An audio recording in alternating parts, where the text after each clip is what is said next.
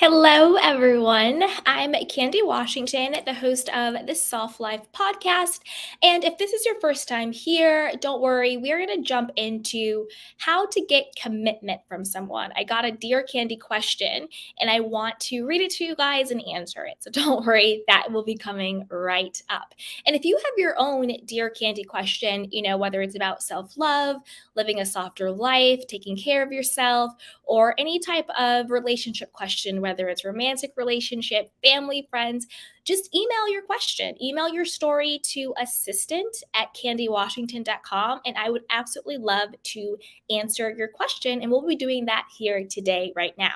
And for those of us who are joining live on our YouTube channel, be sure to, in the comment section, ask your questions, because once I get done doing our Dear Candy letter about commitment, I will be answering your questions and comments live. So put them down in the comment box. If you're listening on the podcast or over on TikTok, go ahead and join us on YouTube so you can join us live and get your questions answered, okay? Also, if you need additional support, don't forget that we have courses, a newsletter, our Patreon, and our self-love journal for additional support. So with that, let's dive right on in.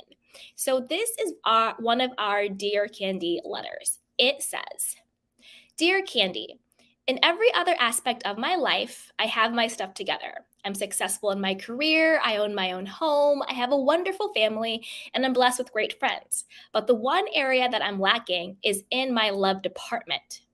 I have been seeing the same guy for the past 2 years, but he's told me that he's not ready for a relationship, but yet he won't end things either. We do all of the things that a serious couple does, from talking about our future, sharing our goals, being intimate, and spending the majority of our spare time together. But when it comes to the big stuff, he always lets me down. He doesn't post pics of us on Instagram or introduce me to his friends, and worst of all, he completely flaked on my birthday. I'm approaching 40, and the thought of starting over at this age terrifies me, and I really do love him. But I am at the point where I need a real commitment from him, especially because I want to have children, and my biological clock is ticking loudly. Candy, what should I do? Am I just wasting my time? 40 and ticking. Oh, all right. This one's a doozy, guys. This one is a doozy. So the first thing I would say is take a step back from the relationship and write down all of the pros and cons, because you gave a lot of pros. You said you guys do everything together. It's really great. But you also gave a lot of really big cons. Like, he flaked on your birthday. He doesn't post picture of you on Instagram. He talks about the future, but he doesn't actually do anything. His actions are not in line with the fact that you guys are going to have a future. And then on that con list, think, if someone was treating my best friend this way, what advice would I give her? If someone was treating my best friend with disrespect, with not committing, with being wishy-washy, with being hot and cold, with flake behavior, what advice would I give her? Because I think when you always come from a place of being your own best friend, then you will internally and authentically and intuitively know what the right next move is for you. I would also do a journaling exercise and make a should list, right? All those limiting beliefs that society tells us, or that our family tells us, or whatever the case may be tells us. Write down your should list, right? Like, I should have kids by now. I should be married by now. I should have X, Y, and Z by now, blah, blah, blah, blah, blah. And then next to it, right? So what? Okay, you're almost 40 and you don't have kids. So what? Okay, you're almost 40 and you're not married. So what?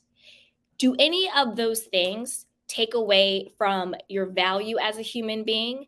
Do any of those things take away from your worthiness as a human being, from your lovability as a human being, from who you are at your core as a human being? Do any of those things take away that? No. So write down all of your shoulds.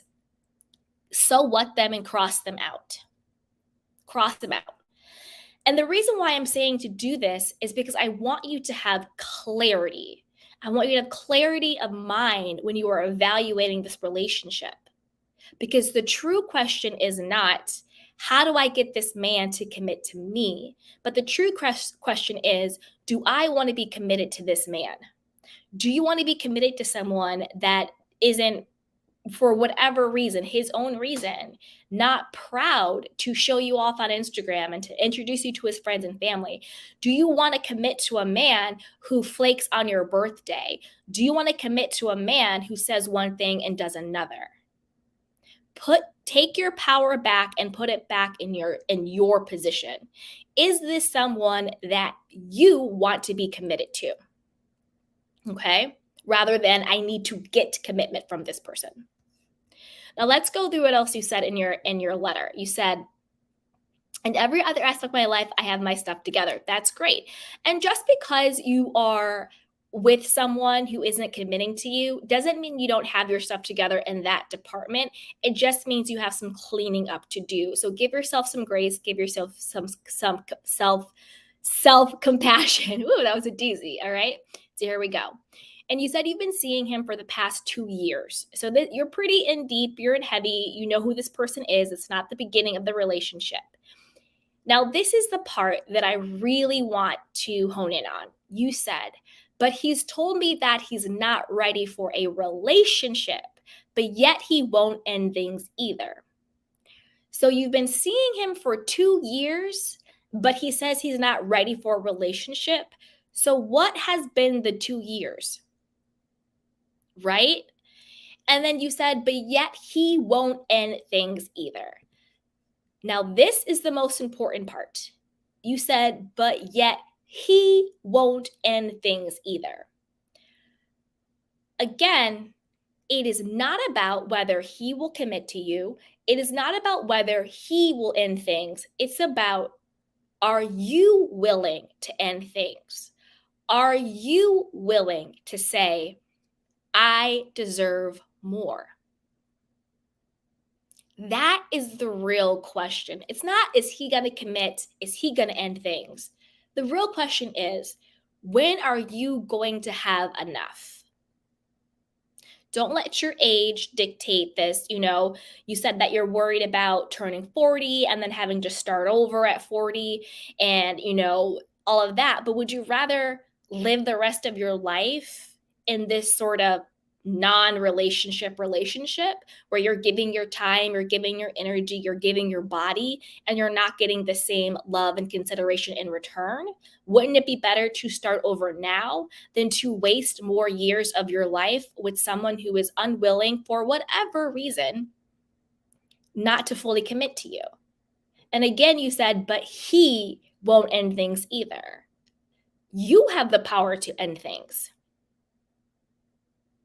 So again, get out your list, the pros and cons. And on that con list, what advice would you give your best friend? Get out your list of the shoulds. I should have this by now. I should be here by now. Scratch them out and say what? And then take your power back.